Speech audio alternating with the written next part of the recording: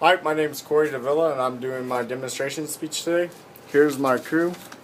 Is Aaron, Jennifer, Sarah, Neil, Wesley, and Wesley. And Aaron's going to be my cameraman today. The topic I wanted to demonstrate to everybody today was about CPR. I wanted to educate everybody on how to perform CPR and know the right process steps. I know that everybody's biggest fear is walking on somebody at work or at home, a loved one, see somebody laying there motionless. I mean, that's one of the biggest things that no one wants to have to deal with. No one wants to have to see, and that's a big fear of mine, and I'm sure most of y'all as well.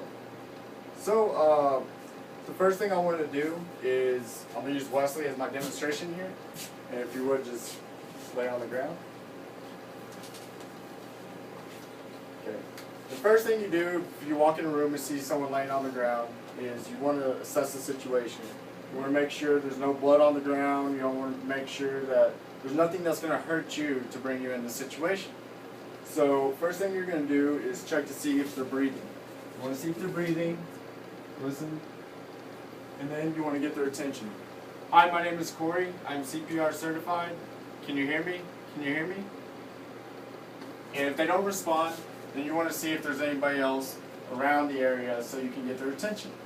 So if I see somebody here, what I'm going to do is I'm going to call on them, ask them to contact EMS 911 immediately, so we can get their attention and trying to get them on the same page of trying to get this individual help. Now what I'm going to do is I'm going to check their breathing again, try and get their attention again, shake them, give them a little shake, make sure they're on their back. You want to make sure they're on their back. You want to make sure their chin is up. You don't want them laying on their side, and also you want to make sure their chin is up, so if they're down they can actually suffocate themselves with their saliva. So you want to make sure they're breathing, here for breathing, make sure everything's okay, assess the situation like I said, make sure their body's good, and if you can, not to waste time, if you do know how to check their pulse, you'll check their pulse either here or at their neck, make sure everything's okay. And if they're still breathing, and if they're not, you don't get a pulse, what you're going to have to do is you're going to do chest pumps. What you want to do is lay your hand flat between their breasts on their chest, lay one palm flat, the other palm flat on top of the other one, and you're going to do 30 compressions.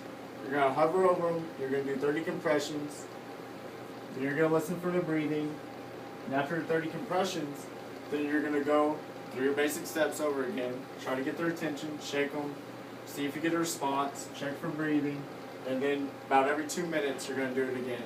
And through this whole process you're going to continue to have communication with the person that you went to see about the EMS. See if they got the EMS here, and if you do get them to revive and get them back to where they need to be, then what you're going to want to do is you're going to want to get them to an emergency room as fast as possible, get them back to a doctor to see medical attention, and make sure that they have the proper medical attention so they can get back to where they need to be. Okay?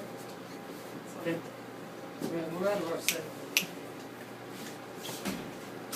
So that was a process of CPR and demonstrating the proper process of CPR to help somebody revive if you need to.